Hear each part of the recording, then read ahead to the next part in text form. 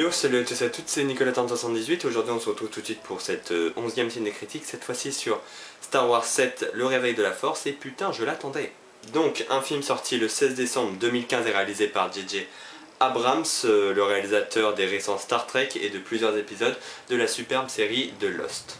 Il revient cette fois-ci avec Star Wars 7ème du nom, dans lequel vous pourrez retrouver Daisy Ridley, John Boyega, Adam Driver, donc ça c'est pour les nouveaux. Et pour les anciens, vous avez Harrison Ford, Carrie Fisher, Mark Hamill, etc., etc. Plus de 30 ans après la bataille d'Andorre, la galaxie n'en a toujours pas fini avec la tyrannie et l'oppression. Un rebelle a réussi à retrouver un fragment de la carte permettant de retrouver Luke Skywalker. Devenu un mythe dans la galaxie, plusieurs personnes vont voir leur destin converger vers la mission de donner ce message à la résistance, alors que le Premier Ordre les attend au tournant pour pouvoir éliminer le dernier Jedi de la galaxie. Maintenant, qu'est-ce que j'en ai pensé? Alors ça va être la première fois que je le fais, mais je vais faire une critique un peu improvisée. Alors il faut savoir que depuis toutes les critiques que j'ai fait avant, elles étaient toutes écrites auparavant, et je ne faisais que réciter ce que je disais, ce que j'écrivais. Et cette fois-ci j'ai décidé, vu que je l'ai vu cet après-midi, donc c'est très récent, donc là je tourne mercredi, même si je pense que vous allez la voir jeudi. Et donc voilà, je me suis dit autant improviser et tout vous dire comme ça. J'ai adoré ce film, il est vraiment génial. Personnellement, moi j'ai carrément accroché, je suis totalement fan. Pourquoi? Alors je vais faire cette critique en deux parties. D'abord je vais faire une partie no spoil pour ceux qui n'ont pas vu le film. Donner mon avis global sur le film pour vous donner envie d'aller voir ce long métrage, et je ferai dans une deuxième partie une critique avec tous les points d'intrigue, donc tous les spoilers potentiels. Et donc cette partie là je conseille donc aux gens qui n'ont pas vu le film de ne pas la regarder. Je ferai un petit attention avant de me lancer dans cette partie, et surtout ne regardez pas cette partie si vous n'avez pas vu le film, c'est très important, c'est des points d'intrigue qui sont essentiels, et si vous êtes spoilé avant d'avoir le film, vous n'allez pas autant kiffer que moi par exemple, ou des autres personnes qui n'ont pas été spoilées auparavant. Bien, maintenant commençons sur la partie no spoil. Que dire du film? Alors d'abord j'aimerais énoncer tout ce qui a été fait avant la sortie du film, toute la propagande, propagande entre guillemets, tout le marketing. D'abord, au niveau des bandes annonces, alors les bandes annonces, c'est vrai qu'il y en a eu pas mal, il y en a eu au moins 3 ou 4, sachant qu'il y en a eu des différentes en fonction des pays, il y en a eu des exclusives au Japon, en Chine, je ne sais plus. Certaines en Europe, certaines aux États-Unis, etc., etc.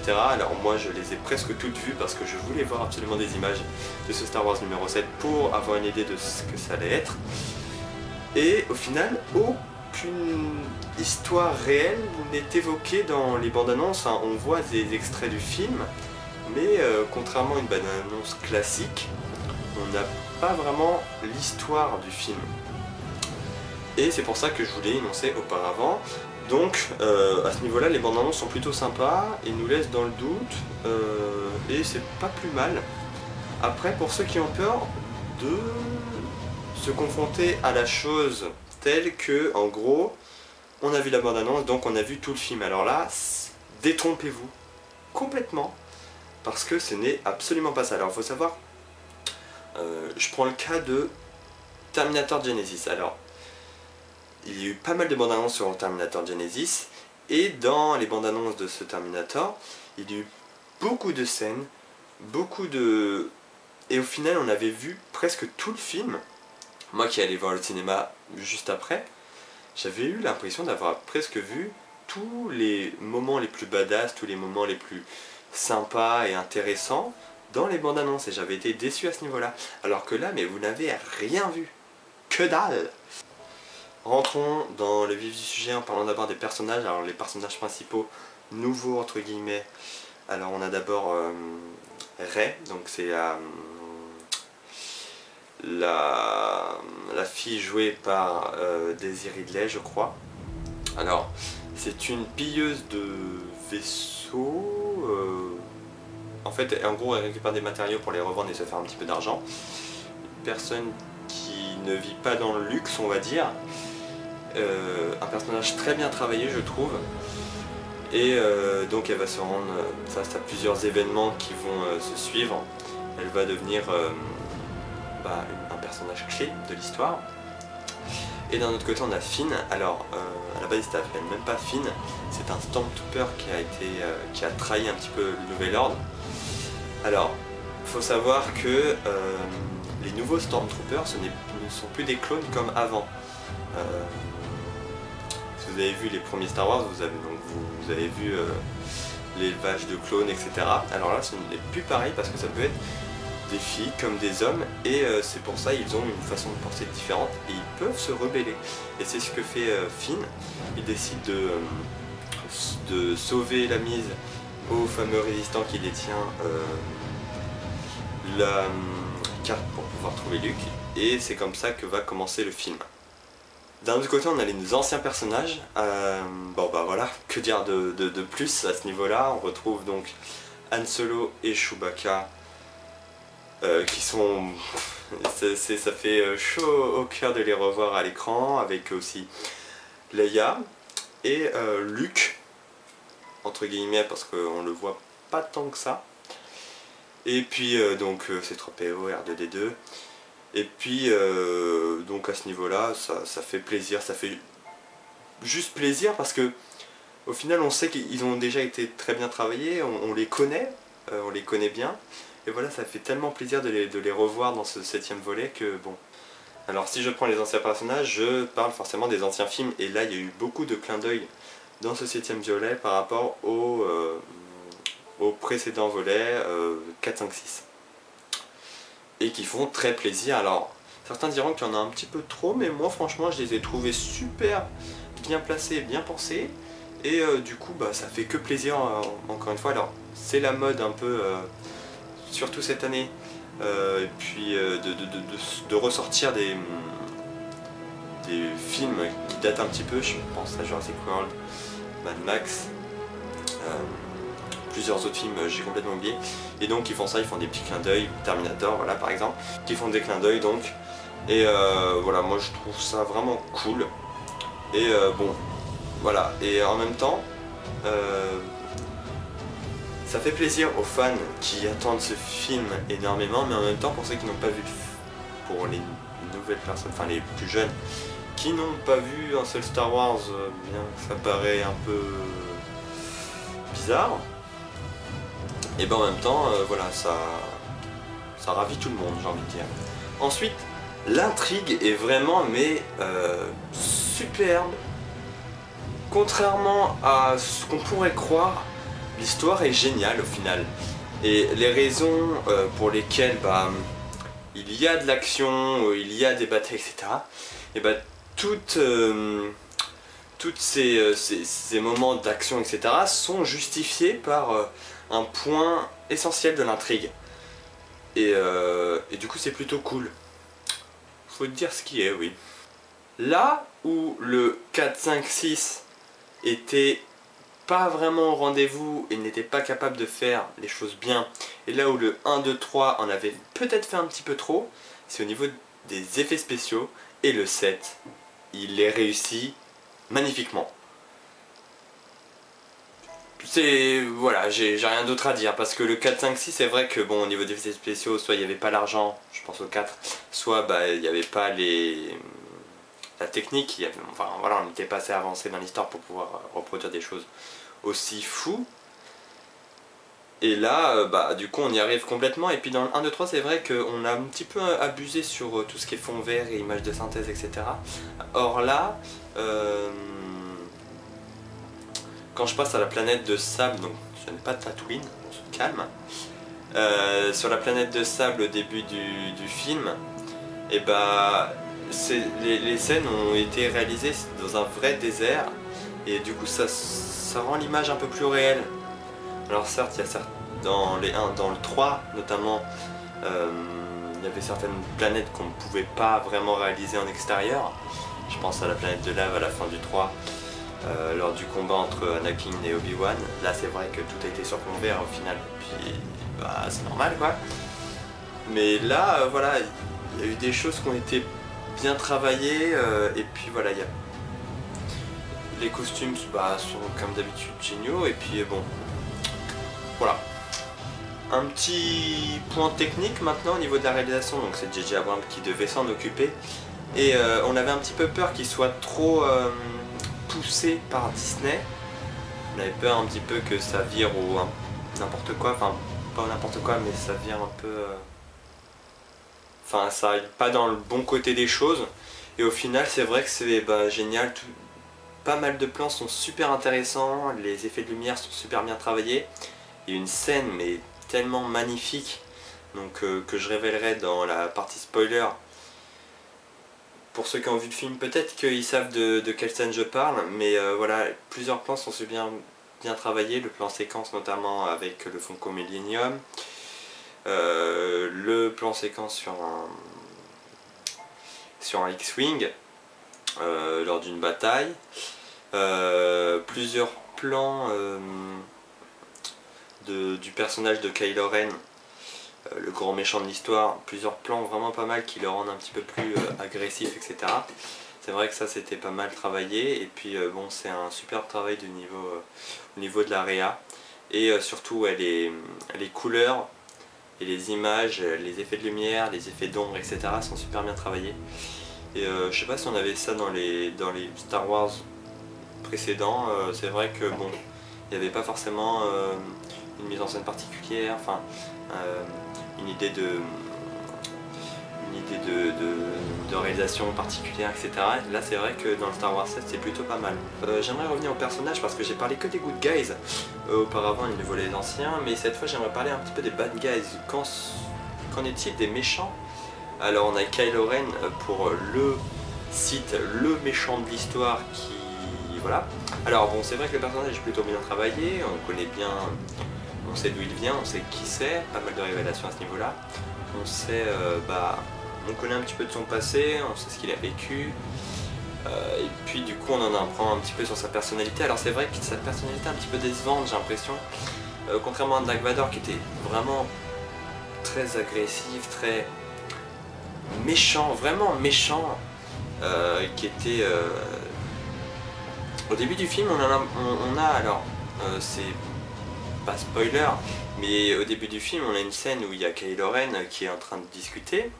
Et donc après il y a un Stormtrooper qui arrive et qu'est-ce qu'on fait des prisonniers, les villageois, etc. Il fait tuez-les tous. Donc là on se dit voilà, le mec il a quand même pas mal de charisme, c'est un vrai connard, un vrai méchant comme on aime.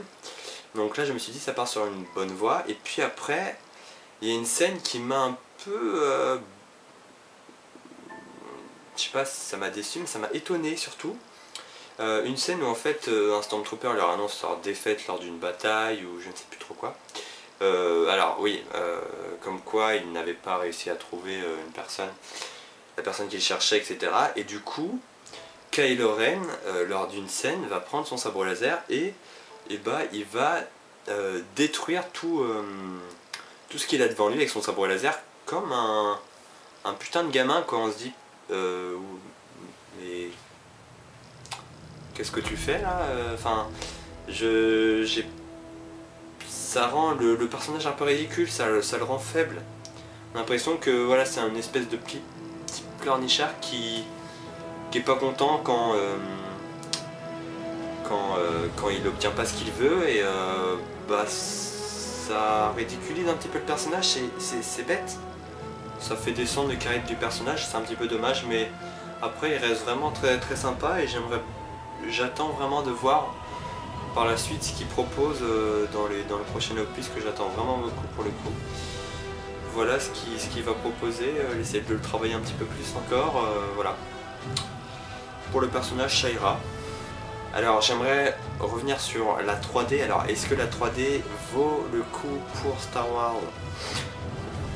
Alors moi je pense que c'est comme tous les films en 3D, il y en a un seul qui fonctionne avec la 3D qui vaut le coup, et là pour le coup, franchement la 3D est une déception. Il n'y a pas vraiment de plan sympa, alors qu'ils pourraient faire des trucs super cool avec les sabres laser qui sortent de l'écran, etc. Les effets de profondeur dans l'espace avec les vaisseaux, etc. C'est vrai que ça pourrait être pas mal. Et là, bah, on n'a pas grand chose, c'est mon PC qui fait du bruit, on n'a pas grand chose. Et mais au final, c'est un petit peu comme tous les films qui tentent de faire de la 3D aujourd'hui. Alors c'est vrai qu'au début de la 3D, il y avait des choses sympas. Avatar rendait vraiment la 3D utile pour le coup, enfin moi j'ai trouvé. Mais bah, depuis, il y a quelques films qui fonctionnent en 3D, où la 3D vaut le coup. Là, bah, c'est un peu inutile, autant le voir en IMAX. Tout simplement en 2D, je pense que bah, l'expérience sera la même. Ça n'empêche que j'ai complètement adoré le film.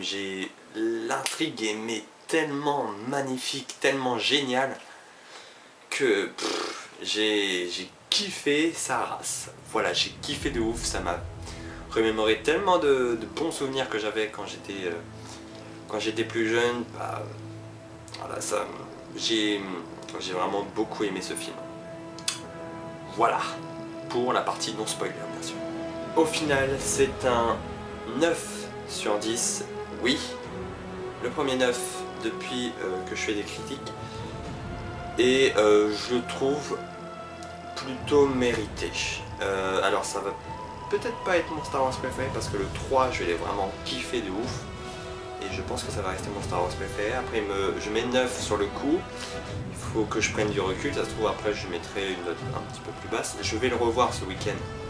Donc qui sait, ça se trouve j'aurai des regrets, ça se trouve je vais l'améliorer, je vais l'aimer encore plus. Qui sait, en attendant c'est une note de 9 sur 10, je le trouve vraiment génial, super bien travaillé. Pour le coup le scénario est vraiment au rendez-vous. Pas comme les anciens, enfin les films récents qui s'inspirent de cette stratégie comme Jurassic World ou Terminator Genesis, où en gros voilà, ils reprennent une ancienne saga de films pour bon, engranger pas mal de business on va dire, et du coup ils laissent un petit peu de côté le scénario. Alors là c'est vrai que c'est pour engranger vraiment beaucoup de business, mais le scénario n'est pas laissé de côté et là c'est vraiment cool pour le coup. Et puis la réalisation est vraiment cool. C'est cool que J.J. Abrams ne se soit pas fait nous ait pas pondu un vieux truc de merde dont la réalisation serait complètement pourrie. Tant mieux. Alors c'est vrai qu'il peut y avoir des déçus dans le fait que George Lucas ait complètement été écarté du projet après le rachat de Star Wars par Disney. Et c'est vrai qu'il aurait pu avoir de bonnes idées, donc c'est un peu dommage à ce niveau-là, mais bon, on peut pas tout avoir non plus. Mais voilà, j'ai vraiment adoré, c'est sûrement le meilleur film de l'année, mais il m'en reste un à voir, et on le verra dans la prochaine critique.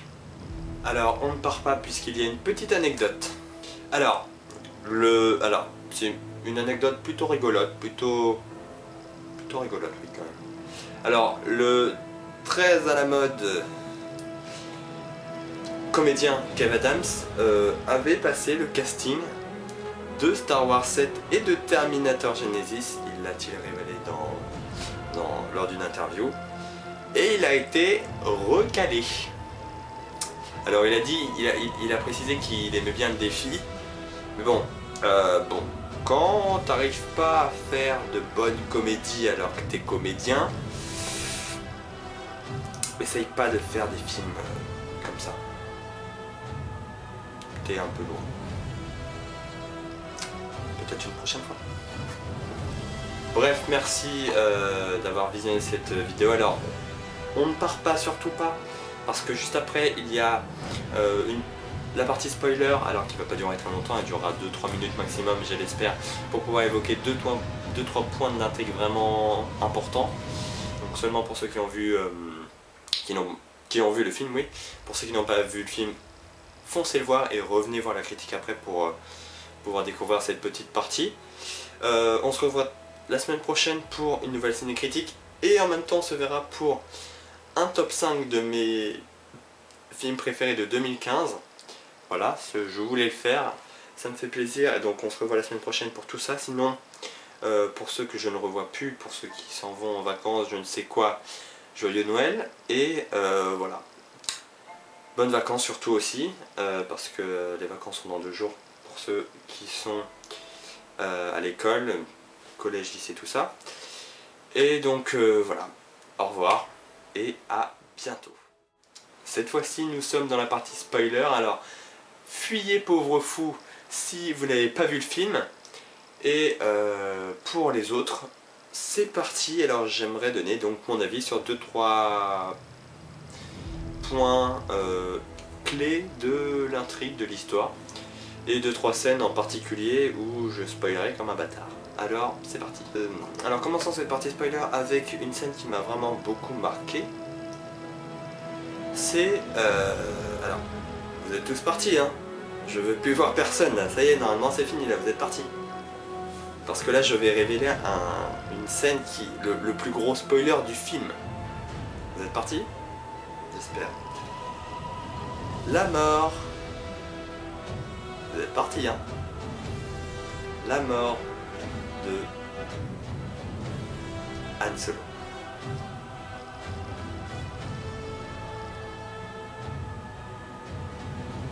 Est-ce que vous avez été autant choqué que moi? Alors, d'un côté je me dis que je m'y attendais. C'est vrai que je me dis putain, quand j'ai su que c'était son père, je me suis dit il va y passer. Mais là, le pire c'est que la scène est juste... Non mais elle est franchement magnifique. Et c'est là où, notamment le plan, mais le plan digne de... Le plan culte pour moi, c'est le plan où on a en bas, donc sur la petite passerelle, donc Kylo Ren et son père Han Solo, et puis donc on a les Finn et Rey qui sont rentrés, du coup il y a la lumière qui passe par la porte dans laquelle ils sont rentrés, et du coup qui renvoie directement à la discussion entre père et fils. Putain, mais elle est tellement géniale cette scène. C'est la scène la plus... Je pense que cette scène va rester... Elle est culte quand même. Enfin... Eh oh. Je l'ai trouvé juste génial. Et puis voilà, franchement la réalisation est nickel parce que les plans sont géniaux. Et puis les effets de couleurs et d'image sont géniaux. Parce que c'est vrai que au début on s'est dit, mais attends, mais il va vraiment repasser du côté... Enfin, il va peut-être redevenir sympa. Enfin, il va... C'est quoi le contraire du côté obscur? Le côté... côté sympa, on va dire. Et bah, à un moment je me suis dit, il va vraiment repasser du côté sympa. À un moment je me suis dit, Han Solo l'a vraiment convaincu. Et puis après on voit, donc avec un effet de lumière, on revoit que une lumière rouge, je crois que c'est parce que la porte se ferme ou je sais plus trop quoi, la lumière rouge revient sur le personnage, sur la tête du personnage, et là tu te dis putain mais non, il va vraiment se passer quelque chose de mal. Et là tu vois le visage de Han Solo tout naïf, qui est tout content de lui, il dit putain je vais enfin retrouver mon fils, et puis là il le tue comme un putain de bâtard. Ah putain mais ça m'a fait chaud au cœur, mais en même temps, enfin non justement ça m'a pas fait chaud au cœur. J'étais triste, je m'attendais pas. Et franchement c'est pour ça que là le film a très bien réussi son coup. Et en même temps il fallait peut-être qu'il meure au final, parce que ben voilà, il fallait choquer pour que ce film devienne culte, il fallait des scènes cultes. Et là je pense qu'ils ont leurs scènes cultes. Voilà. Ensuite, c'est donc, je voulais un peu parler de l'intrigue de l'histoire. Alors c'est vrai que elle est vachement bien travaillée. Remettre, alors le fait que Luke, en fait tout s'assemble, parce que donc Kylo Ren, on comprend donc que c'est le fils de Leia et de Han Solo, mais en même temps du coup c'est Luke qui l'a entraîné à devenir un Jedi, et Kylo Ren c'est donc, qui s'appelle Ben en vrai, il est passé du côté obscur de la Force, et c'est pour ça que Luke est parti s'exiler sur une autre planète et a décidé d'arrêter de faire son taf quoi, et c'est pour ça que du coup les autres vont retrouver Luke pour lui dire hey, c'est pas les vacances là, il faut que tu reviennes nous aider Luke. Et du coup tout s'assemble. Si ça c'est pour ça, c'est à cause de ça, et du coup ça fait ça, etc. Et c'est vraiment sympa voilà, le fait que tout s'assemble, c'est vraiment cool. Après, j'aimerais parler de la dernière scène, toute dernière, où on voit Luke. Alors c'est vrai, déjà j'étais un petit peu déçu sur le fait qu'on le voit pas si longtemps que ça, et en même temps je me doutais un petit peu qu'on le voyait qu'à la fin. Alors à un moment j'ai eu très peur, je me suis dit attends, le film va terminer là. Non, il y a quand même une scène avec Luke. Il y a eu quand même la scène avec Luke, alors j'étais content. Mais c'est vrai, enfin, tout le monde attend de voir Luke, du coup la scène dure et c'est très bien pensé du réalisateur. Le fait quand Rey va pour donner le sabre laser à Luke, pour lui dire mec, tu reviens parmi nous, elle doit monter une sorte de série d'escaliers, de monter une montagne, etc. Et c'est long, on la voit monter ces escaliers, on la voit monter, etc. Et c'est long, on dit allez, il faut le voir, on attend Luke. Après on voit Luke, on le voit avec sa capuche, on voit le dos. Après il se retourne, c'est un plan iconique, franchement j'ai adoré cette scène. Et le fait qu'elle lance, enfin, franchement c'était cool. Après voilà, c'est dommage qu'on l'ait pas vu plus longtemps, mais bon, du coup ça donne une intrigue au prochain volet que j'attends impatiemment, qui sortira en 2017, Star Wars 8.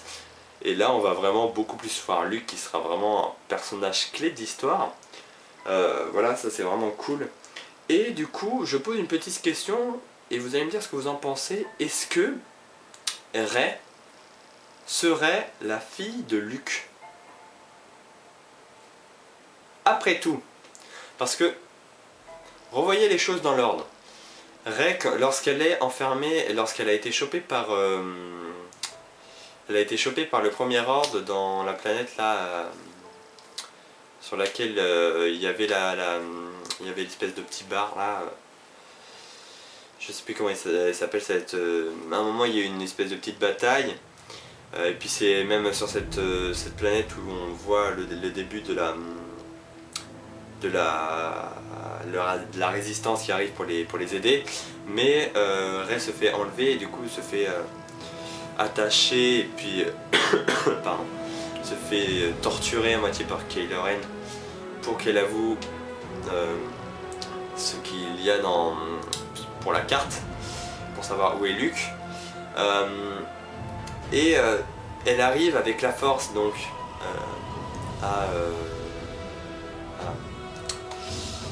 je ne trouve plus mes mots, à prendre le contrôle de l'esprit d'un Stormtrooper. Elle arrive à choper donc dans la bataille entre Kylo Ren, Finn et Rey dans l'espèce de forêt avec la neige là. Elle arrive à choper le sabre laser avec la force. Elle se bat au sabre laser comme un bonhomme. Alors que, surtout que c'est là où on en prend un revers, parce qu'on pensait que c'était Finn, le Jedi, c'était Finn qui allait tout niquer, mais en fait non, c'est Rey le Jedi. Et du coup ça donne un petit côté féminin, c'est plutôt pas mal. Et donc là où je veux en venir, c'est que, voilà, vu qu'elle maîtrise quand même tout ça vraiment bien, quand on voit Luke, ou même Anakin, ou même Obi-Wan, ou même tous les autres Jedi, ou Kylo Ren, tous se sont fait former, ils ont appris à être un Jedi, ils ont appris à maîtriser la force. Elle, presque en un claquement de doigts, elle maîtrise la force autant que Kylo Ren, parce qu'elle bat quand même Kylo Ren. Alors que le mec, il a eu plusieurs années d'entraînement, là tu dis qu'elle a quand même du sang de Jedi. Et on pense tout de suite à Luke, parce qu'en plus à la scène finale entre Rey et Luke, il y a tout un moment où ils se regardent. Luke se dit putain, mais en fait c'est ma fille. Enfin, je sais pas, je pense alors, c'est peut-être pas sa fille, mais il y a sûrement un lien de parenté entre les deux pour qu'elle maîtrise autant bien la force sans faire une seule formation. Ça cache quelque chose, moi je vous l'ai dit. Voilà pour la petite partie spoiler, alors j'espère que ça vous aura plu. Encore une fois, n'hésitez pas à me dire ce que vous en avez pensé en commentaire, me dire si vous avez vu le film, me dire ce que vous en avez pensé en commentaire pour qu'on débatte un petit peu. Répondez, essayez de me répondre à mes questions. Est-ce que ça serait donc la fille de Luke? Donnez-moi vos arguments, donnez-moi votre thèse si jamais vous avez une autre idée. Et puis voilà, je pense que je vais vous laisser. On se revoit très bientôt pour une nouvelle vidéo. Et voilà, franchement pour moi c'est le film de l'année. Alors c'est vrai que Mad Max est quand même pas mal placé, hein. Tout le monde dit Mad Max c'est le film de l'année. Même si Star Wars est génial, Mad Max reste le film de l'année. Je viens de voir la chronocritique de Benza, il dit ouais bon, Mad Max reste quand même le film de l'année, etc. Sachant que moi j'ai bien aimé Mad Max, mais sachant que j'ai pas quand même autant kiffé l'univers, franchement Star Wars j'aime tellement son univers, j'aime tellement tout ce qu'il propose que ça va être mon film préféré de l'année, obligé. Mais bon on sait jamais. Voilà, j'espère que ça vous aura plu, on se retrouve très bientôt pour une nouvelle vidéo.